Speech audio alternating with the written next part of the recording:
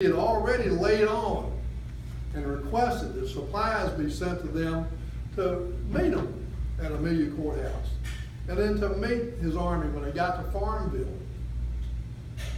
He had that all planned out. It's not something that he could do on a moment's notice. And I think people don't recognize that. Certainly these people I was having this discussion with didn't.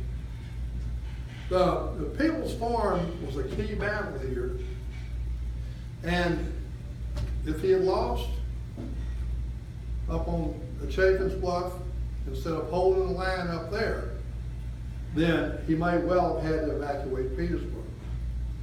But the way this whole thing played out down at Peebles Farm, and if you look at that map you have there in your hand, there's two sides to it. One of them shows you really all the way from Fort Morton up here at the top, which is the very bottom of Petersburg National Battlefield, the southern end of it, all the way out past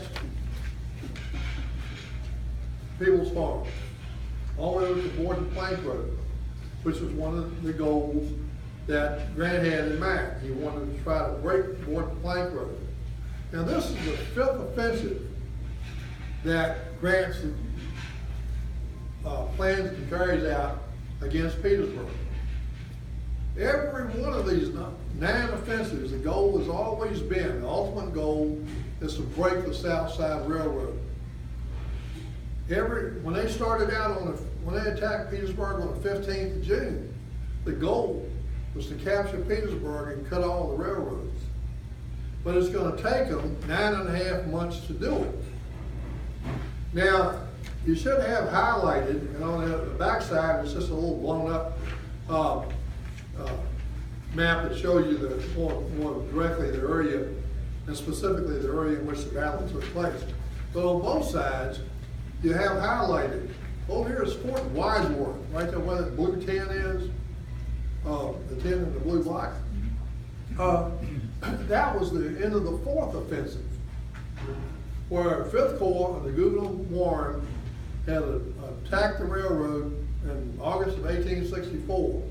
Because the Weldon Railroad ran from Petersburg down into North Carolina to Weldon, North Carolina, and then went over and connected up with Wilmington, North Carolina, last open port through the Union blockade.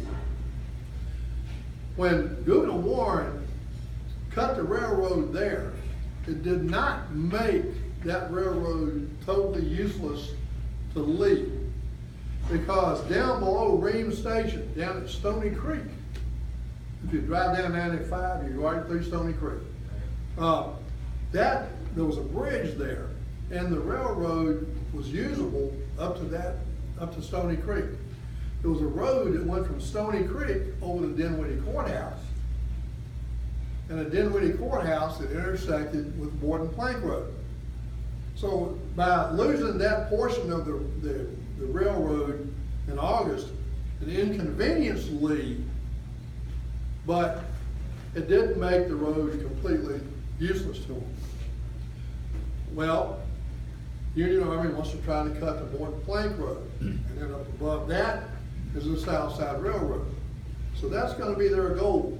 And at the 4th offensive, they made it out there to Fort Wadsworth and extended the line all the way from Fort Davis over here on Crater Road, all the way out there to the shows on here is Halifax Road and the old Weldon Railroad. Peebles Farm is going to allow them to extend the line all the way over to where you see the 12. Fort Fisher, that's going to be built. Largest earthen fort at Petersburg. 5 acres on the inside. And then you'll see what we call it the fish hook, where the trenches are extended around. You've got Fort Gregg, or rather Fort Welsh and Fort Gregg is the Union forts out there, and another line of them. It goes all the way back here past Fort Duchesne and really goes all the way back almost to Hopewell. The Union Army wants to protect that military railroad that you see on the map. Well, they've got to fight the Battle of Peebles Farm first. So, I really wish I brought my glasses with me. I didn't put it up, make it print big enough on this slide. So what you find is that on the battle axe on the 30th of September, when the thing starts, you got basically a combined arms attack made up of cavalry and infantry. Brigadier General David M. Gregg's division of cavalry and 2 divisions each of infantry from 5th Corps, commanded by Gouverneur Warren, and 9th Corps by John G. Park, who had replaced Burnside after the crater. All right, on the 30th of September, the 5th Corps divisions under Romaine Ayres and Charles Griffin, they advanced behind a small cavalry screen west from the Weldon Railroad. They leave about 9 o'clock. About 10 o'clock, 9th Corps divisions under Brigadier General Robert B. Potter and Brigadier General Orlando B. Wilcox, they followed. And Gregg's cavalry protects their flank. They go down Poplar Grove Road, up Squirrel Level Road, and about halfway up Squirrel Level Road, up to Church Road, they run into Fort Archer.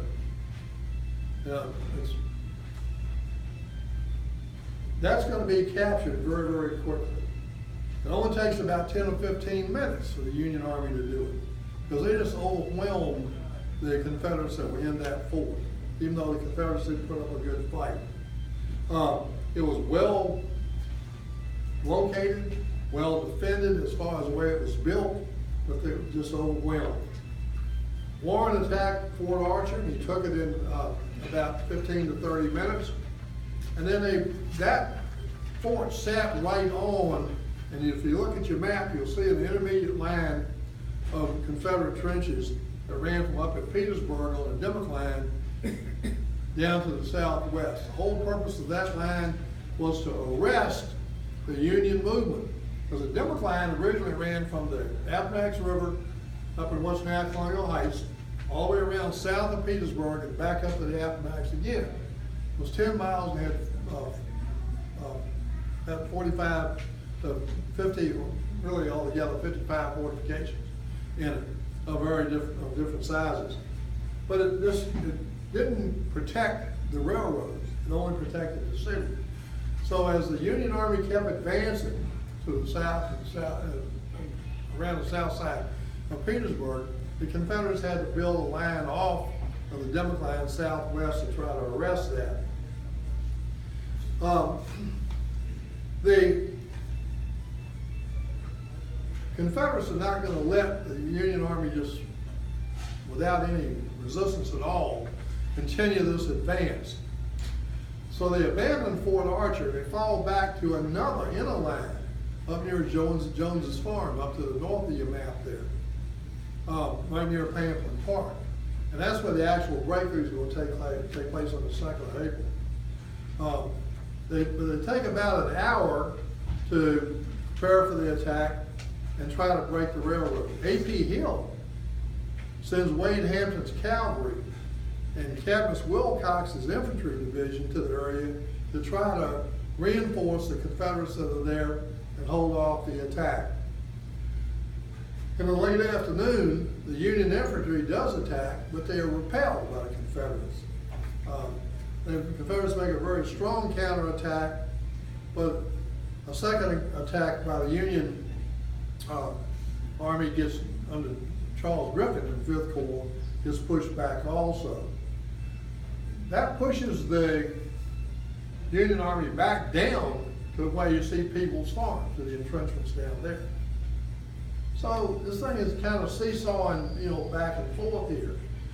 Or the next day, on the 1st of October, Harry Heath, the book says Henry Heath, but we always know him as Harry.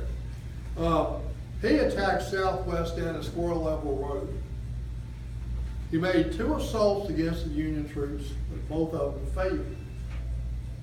The Hampton did his best to flank, go around the Union left flank and hit them in the rear. But he stopped down there by Brigadier General Henry E. Davies' cavalry And they did something that we don't usually think of cavalry doing. They had dug in. And I got another argument with somebody one time. He said, the cavalry never digs in. I said, well, let me point out some places where they have. And because cavalry, most people think of these heroic charges, cavalry fought best dismounted. Mainly because they have repeating rifles. They could get to the battle quickly on horseback, get off, deploy as infantry. The only problem was they lost 25% of their men when they did that. Why? Anybody know? Holding the horses. So they've got to hold the horses. Their fourth man has to hold the horses. But at the same time, they can make up for that deficiency because they have repeating weapons, as opposed to the smooth bores that the Confederates had. Well, Davies was able to hold off Hampton's attacks with his 3 brigades, so Hampton's attack fails. Night falls, October the 2nd comes around. Warren gets some reinforcements. Gresham Mott's division of 2nd Corps, they advance toward, to the west, Borden Plank Road to threaten it, but they are stopped. Mott is stopped because he looks at that inner line of defenses that the Confederates have built and sees that they are so strong that he dare not attack them without taking a chance of really getting defeated badly. So the Union Army is now pretty well bogged down. But they have done what they have done in every offensive up to this point. They have advanced a little bit further than they had before. A little bit further towards the Borden Plank Road, a little bit further towards the South Side Railroad, but they have not yet succeeded in taking their ultimate objective. That's been at South Side Railroad in every one of these offensives. So they failed, but they succeeded a little bit. But every time they succeeded a little bit and were able to extend their line, see, after the 4th offensive, the Union Army extended its entrenched line, siege line, from over Crater Road at Fort Davis, right there by King's Barbecue, all the way out to Fort Wadsworth on Halifax Road and the Wellington Railroad. What they will do now is they will extend that line even further, all the way out to Fort Fisher, which is just due north of right there where you see Peebles Farm. And that line is, as far as that line will go, west. For the meantime, it will take the next offensive that will take place in October to try to work their way over the Borden Plank Road. They won't make it to the Borden Plank Road until March, late March of 1864, 65. And then the next one after that is going to be Five Forks and Dinwiddie Courthouse. The next one after that is going to be a breakthrough on April 2nd. Every time the Union Army advanced that trench line, it stretched Lee's resources. Lee's men are getting to be more like a big rubber band. It's getting stretched tighter and tighter and tighter. So by the time the breakthrough takes place on the 2nd of April, there's going to be about 1,000 men per mile. That's about it. So you got them about 5 feet apart. And the Union Army is able to put people elbow to elbow with no problems at all. The battle here, as far as the results of it are concerned, they've consolidated position, they've extended their lines, they're going to build a lot more fortifications and forts along that line. But one other thing has happened too. They have now come up with a lot of names for those fortifications. See, in the Confederate Army, if you commanded the area that the fortification was in, that was enough for it to be named after you. In the Union Army, you had to be dead. Had to be a deceased officer. So Fort Ernston, Fort Fisher, Fort Wheaton, which is what they changed